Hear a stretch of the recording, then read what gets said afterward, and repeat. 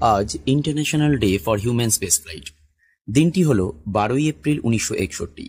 মানব ইতিহাসে এক অন্যতম অধ্যায়ের সূচনা, এক স্বপ্ন, এক লক্ষ্য আর এক সাহসের অন্যতম উদাহরণ। সোভিয়েত কসমোনট ইউরি গ্যাগারিন, যিনি প্রথম মানব হিসাবে স্পেসে ভ্রমণ করেন এবং বিশ্বের প্রথম স্পেস যাত্রী হিসাবে ভস্টক 1 স্পেসক্রাফটের মাধ্যমে সারা পৃথিবীকে ঘুরে দেখেন। এরপর তৈরি হয় 1965-তে ফার্স্ট স্পেস ওয়াক, আর তারপর 1971-এ ফার্স্ট স্পেস স্টেশন।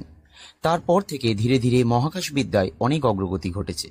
নাসা অথবা আমাদের দেশেও মহাকাশবিদ্যায় অনেক রিসার্চের মাধ্যমে সফলতাও এসেছে। কিন্তু প্রথম মানব হিসাবে ইউরি গ্যাগারিনের স্পেসে যাত্রার যে অদ্ভুত সাহস তাকে বিখ্যাত করে দিয়েছে।